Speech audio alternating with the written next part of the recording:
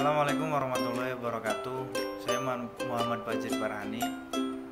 Di sini dalam pertemuan yang ke-10 saya akan menjelaskan tentang inflasi dan pengangguran. Bab yang pertama ada pendahuluan. Pendahuluan di sini terbagi menjadi dua, ada latar belakang dan tujuan. Yang pertama saya akan menjelaskan latar belakang.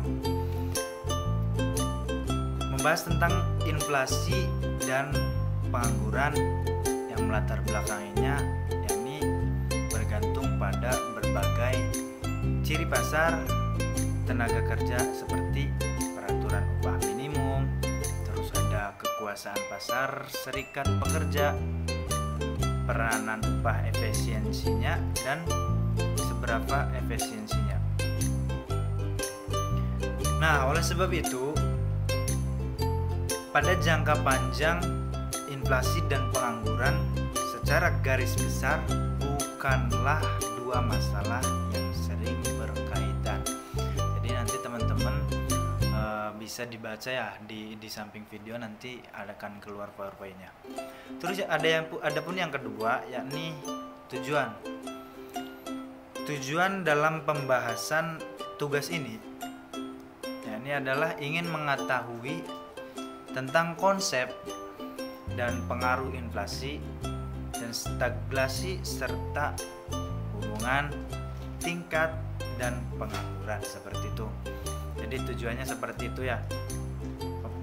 Mungkin cukup sekian. Wabillahi taufiq wal hidayah.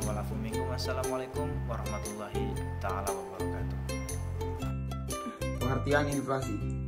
Inflasi adalah suatu proses meningkatnya harga-harga secara umum dan terus-menerus atau kontinu. Berkaitan dengan mekanisme pasar, inflasi juga merupakan proses menurunnya nilai mata uang secara kontinu. Kenaikan yang terjadi terhadap barang-barang, persentasenya tidak perlu sama, dan terjadi kenaikan harga secara umum barang secara terus-menerus selama satu periode. Kebalikan dari inflasi adalah deflasi, yaitu suatu proses atau peristiwa penurunan tingkat harga umum. Sekian dan terima kasih. Jenis-jenis inflasi menurut sifatnya. 1. Inflasi layak atau rendah, yaitu inflasi yang besarnya kurang dari 10% per tahun. Yang kedua, inflasi menengah, besarnya antara 10-30% per tahun. Inflasi ini biasanya ditandai oleh naiknya harga-harga secara cepat dan relatif besar.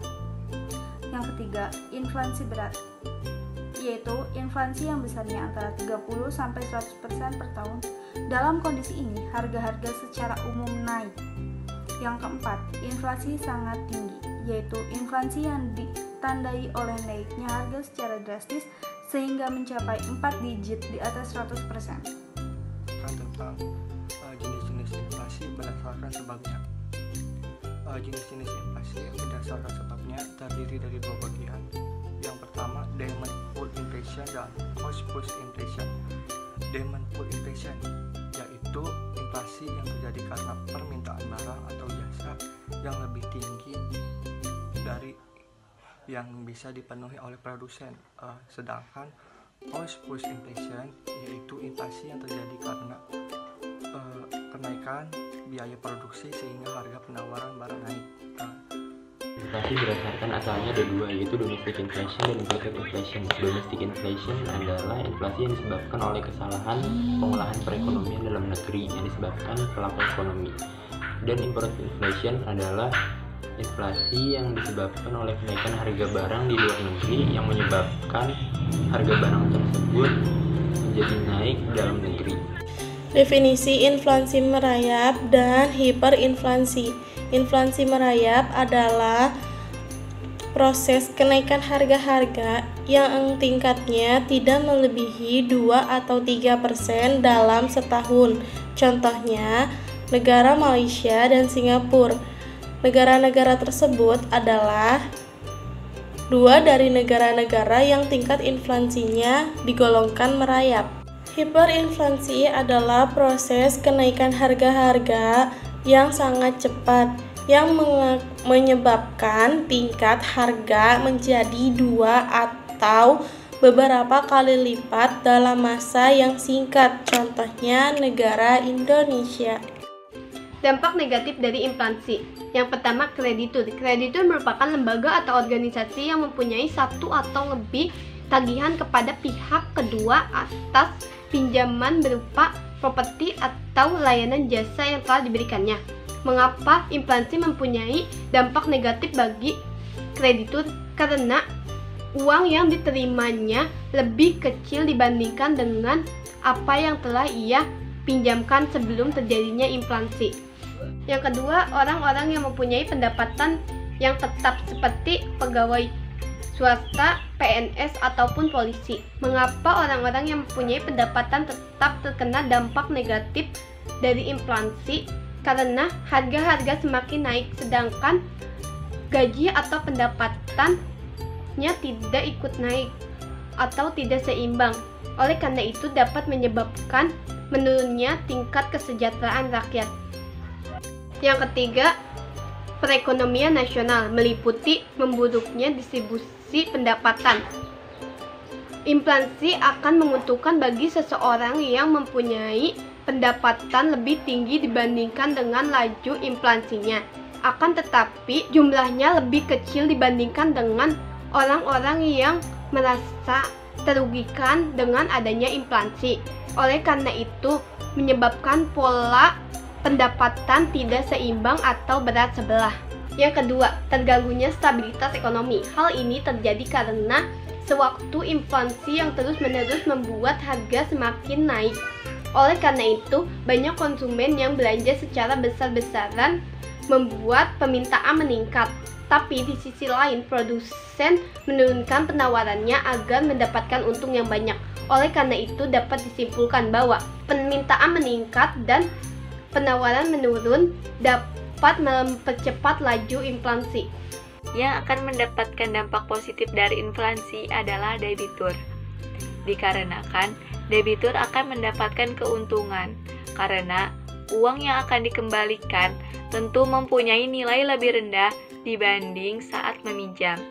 Selain debitur, para pengusaha pun akan merasakan dampak positifnya. Para pengusaha akan mendapatkan pendapatan tinggi dibanding dengan biaya produksi yang mereka keluarkan.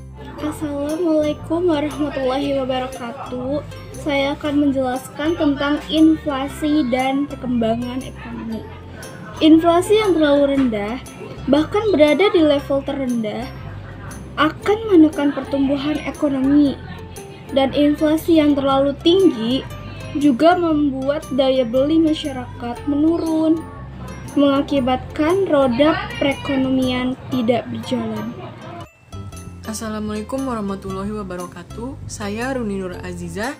Di sini saya akan menjelaskan inflasi dan kemakmuran masyarakat. Inflasi akan menurunkan pendapatan real orang-orang yang berpendapatan tetap.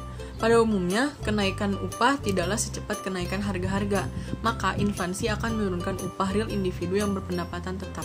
Inflasi akan mengurangi nilai-nilai kekayaan yang berbentuk uang. Sebagian kekayaan masyarakat disimpan dalam bentuk uang, simpanan di bank, simpanan tunai, dan simpanan dalam institusi. Institusi keuangan lain merupakan simpanan keuangan. Cara mencegah inflasi. Yang pertama, kebijakan moneter.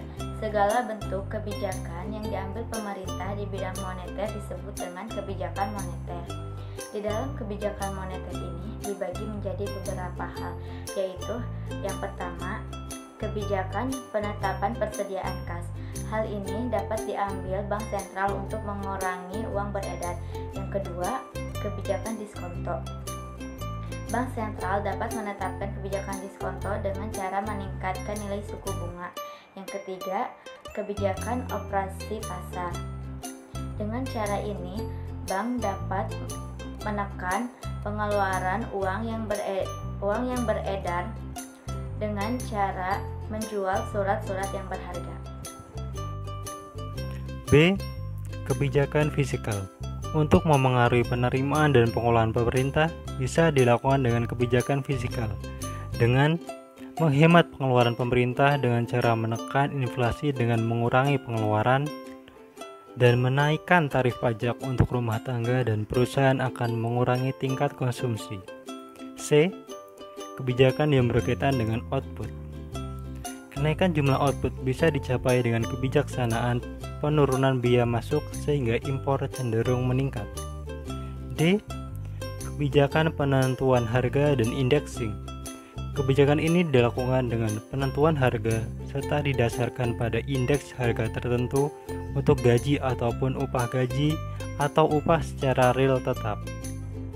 Selanjutnya adalah pengertian dari pengangguran. Pengangguran adalah istilah yang diberikan kepada orang yang tidak bekerja sama sekali atau sedang mencari pekerjaan. Bekerja kurang dari 2 hari dalam seminggu atau seseorang yang sedang berusaha mendapatkan pekerjaan. Selanjutnya adalah jenis-jenis pengangguran. Jenis-jenis pengangguran terbagi ke dalam beberapa kelompok. Yang pertama adalah berdasarkan penyebabnya. Berdasarkan penyebabnya terbagi ke dalam beberapa bagian. Yang pertama adalah pengangguran siklis, diakibatkan oleh krisis ekonomi yang mengakibatkan pemutusan hubungan kerja.